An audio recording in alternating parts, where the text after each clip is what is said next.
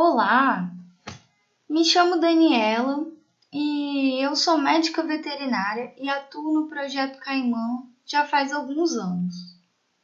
Hoje vou falar um pouco sobre o uso dos crocodilianos como espécie sentinela da saúde ambiental.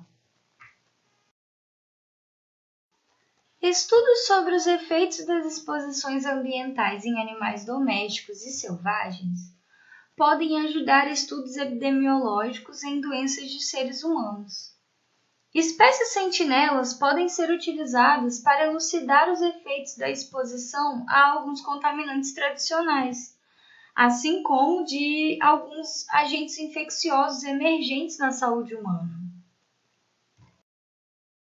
Antes de entrarmos no assunto de como os crocodilianos podem ser utilizados como espécie sentinela, vou falar um pouquinho sobre o que significa esse termo.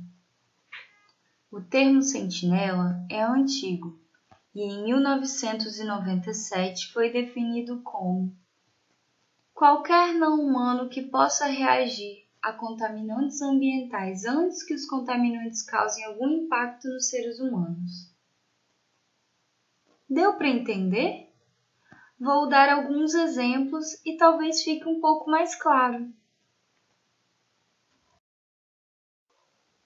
No século XIX, século XX, era bem comum entre trabalhadores das minas de carvão a prática de monitorar o nível de gases tóxicos usando canários. Eles eram os primeiros a morrer, sinalizando o momento em que os mineiros deveriam deixar as minas. Na presença de gases venenosos, como metano ou monóxido de carbono em excesso, o canário morreria antes que os mineiros sofressem ameaças às suas vidas. O canário servia, portanto, como um alerta de perigo. Enquanto estivessem cantando, os mineiros estariam seguros. Um canário em silêncio estaria morto e sinalizaria a necessidade de fuga imediata. Prestar atenção ao seu canto era vital. Um outro exemplo de espécie sentinela são os gatos dançantes de Minamata. Isso ocorreu na cidade de Minamata, localizada no sul da província de Kumamoto, no Japão. A cidade foi palco de um grande desastre ambiental. Milhares de pessoas sofreram uma grave intoxicação por mercúrio devido a uma fábrica local que jogava os seus dejetos tóxicos na baía de Minamata. Mas antes da contaminação chegar nas pessoas, populações de gatos começaram a apresentar distúrbios neurocomportamentais e se apresentavam com movimentos estranhos pelo corpo, sendo chamados de gatos dançantes. Infelizmente, a espécie não foi vista como um aviso, e isso precedeu a um severo episódio da doença neurológica entre residentes locais. A doença foi causada pelo consumo de frutos do mar contaminados com mercúrio. Assim, sedimentos, mariscos e peixes ficaram contaminados. Tanto os passarinhos quanto os gatos reagiram ao ambiente antes mesmo dos humanos perceberem, se comportando como animais sentinelas. Agora vai um exemplo mais recente e que todos ainda devem estar lembrados, o surto de febre amarela que aconteceu em 2018. Todos os macacos são vulneráveis ao vírus da febre amarela e, uma vez infectados, podem adoecer e morrer. Alguns gêneros são mais sensíveis e apresentam alta taxa de letalidade, como os bugios e os saguis. Já outros tipos de macacos parecem ter maior resistência, adquirindo imunidade mais facilmente, que é o caso dos macacos prego. Com a confirmação da infecção no macaco encontrado doente ou morto pelo vírus, é provada a existência da circulação do vírus naquela área. Isso gera um alerta de saúde pública, ajudando na elaboração de ações de prevenção da doença em humanos, como vacinação de urgência e controle de vetores. Desse modo, os macacos são utilizados como espécie sentinela e, ao contrário do que muitos pensavam na época do surto, eles não são os vilões da doença.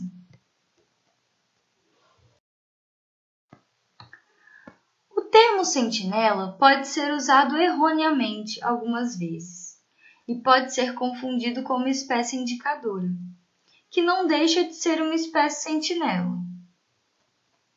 Espécies indicadoras ou bioindicadoras são espécies que respondem a contaminantes ambientais de maneira particular, com bases em observações científicas suportáveis.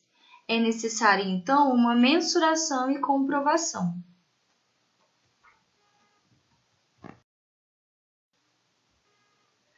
Agora que já falei um pouquinho sobre o que são espécies sentinela, vamos falar mais sobre como os crocodilianos podem ser utilizados como espécie sentinela.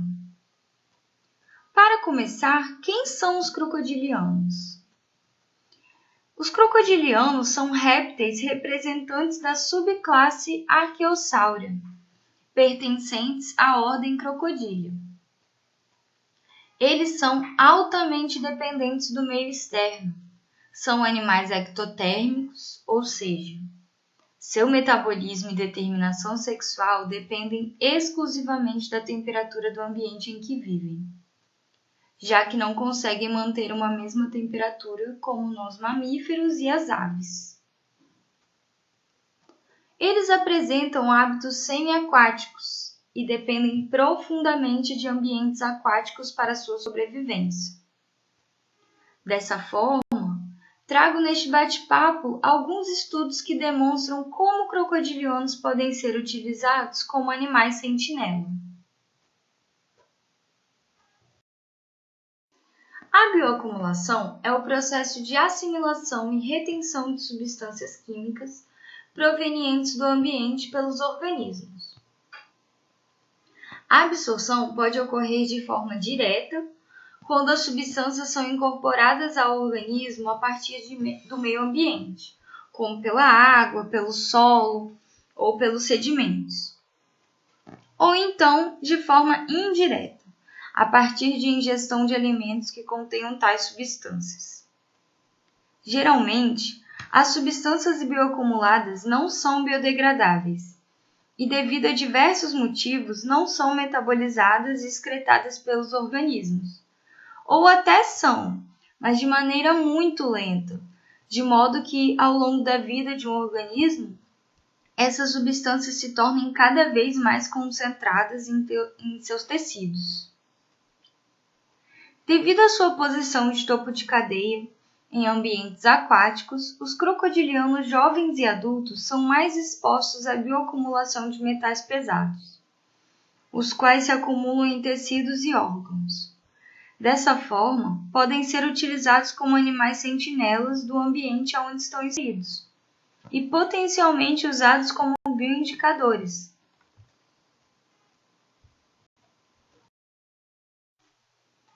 Os jacarés são sensíveis a pesticidas, uma vez que substâncias presentes nesses compostos podem imitar a ação de esteroides sexuais. O aumento do uso de pesticidas agroquímicos, como por exemplo a atrazina e o endosulfão, podem ter um impacto significativo na saúde e na biodiversidade de todo o ecossistema. Um trabalho publicado em 2019 investigou as consequências de exposição de atrazina e endosulfão no óvulo da espécie Caimão atirostris, avaliando características histofuncionais das gônadas da espécie. Os ovos, então, foram coletados em áreas ambientalmente intocadas e incubadas em condições controladas na temperatura de que naturalmente são produzidos espécimes machos, de 33 graus Celsius. No estágio sensível para a determinação do sexo gonadal, os ovos foram expostos a uma dose de atrazina e endosulfão. Quando examinada, a histomorfologia das gônadas dos filhotes e os níveis séricos de testosterona foram medidos. Independente da condição de tratamento, todos os ovos que foram incubados a 33 graus Celsius resultaram em machos.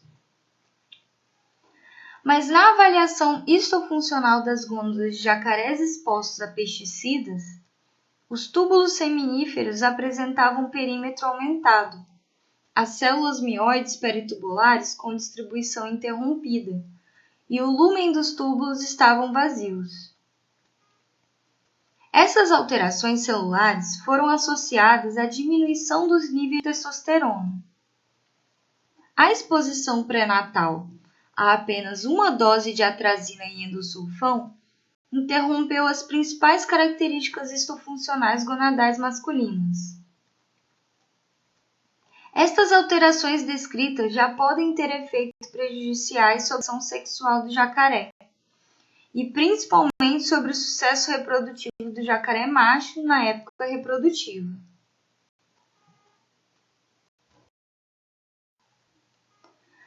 Um outro grupo de pesquisadores em 2008, na Argentina, publicou um estudo que tinha o intuito de adaptar duas técnicas genotóxicas amplamente utilizadas, técnicas que até então não tinham sido utilizadas para a espécie em estudo.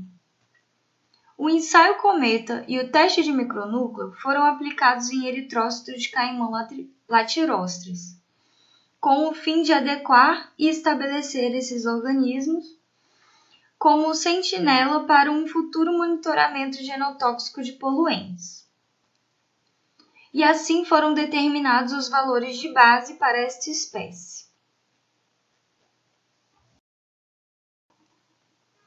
Em 2009, este mesmo grupo de pesquisadores publicou um outro estudo, onde o potencial genotóxico de uma formulação herbicida amplamente utilizada foi avaliado, o glifosato, comercialmente conhecido como Roundup. Ovos de Caimão latirostris foram então expostos a diferentes concentrações deste herbicida, e no momento de seu nascimento, foram obtidas amostras de sangue de cada animal e testados no ensaio de Cometa e no teste de micronúcleo, os mesmos testes comentados no estudo anterior. Dessa maneira, foi possível avaliar os danos no DNA e os testes revelaram um efeito dependente da concentração. Ou seja, quanto maior a concentração de glifosato, maiores eram os danos no DNA.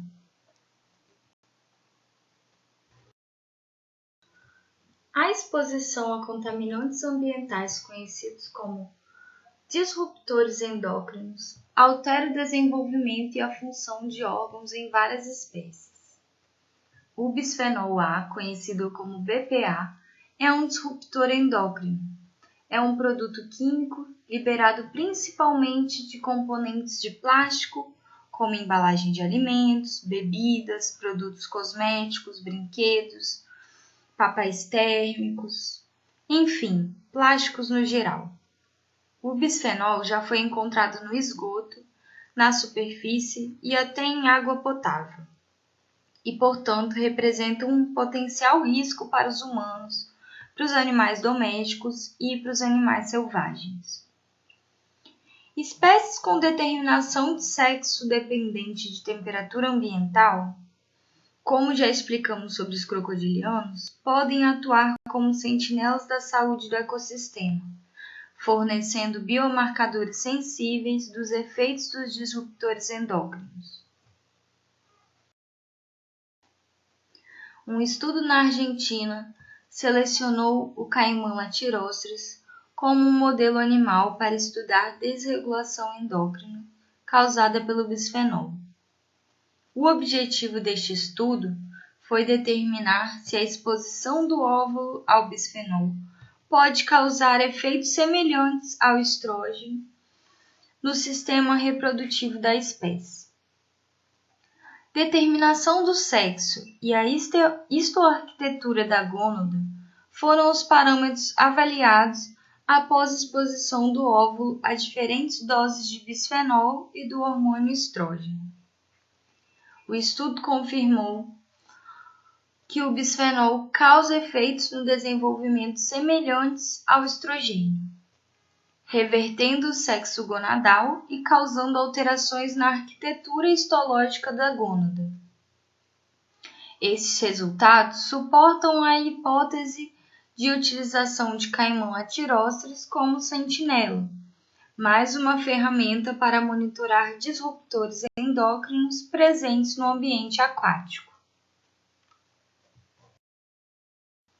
Devido à redução e à modificação dos hábitats naturais causados pelo desmatamento, avanço de atividades agropecuárias e industriais associados à expansão da ocupação humana, a distribuição de jacarés no Brasil tem sido alterada, aproximando-os dos centros urbanos e induzindo-os a comportamento sinantrópico, vivendo muitas vezes em ambientes de esgoto doméstico.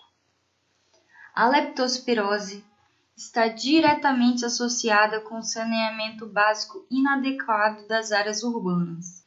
E no Brasil, a migração da população rural para áreas urbanas e o crescimento populacional desordenado resultou na formação de grandes favelas urbanas que não possuem saneamento adequado, o que eleva o potencial de exposição a infecções nessas áreas. Em 2003, um trabalho relatou pela primeira vez a presença da leptospira em crocodilianos na Argentina.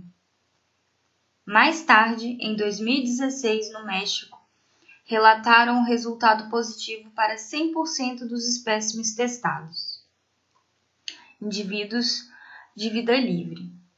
Em ambos os estudos, foi aplicado o teste de aglutinação microscópica, onde é possível observar se os jacarés já tiveram contato ou não com alguma cepa de leptospira. Em 2019, apresentaram um estudo no Brasil com Caimão latirostris, também empregando o teste de aglutinação microscópica. E 96% das amostras foram reativas. Posteriormente, analisaram as amostras por meio de PCR, comprovando pela primeira vez a presença de DNA de leptospira nesta espécie de jacaré. Em todos os estudos citados, os animais estavam assintomáticos e clinicamente rígidos, saudáveis. Em outras palavras, esses animais também podem ser utilizados como espécies sentinelas em relação a qual tipo de agente infecto-contagioso que está no ambiente, apresentando-se como um indicador ambiental.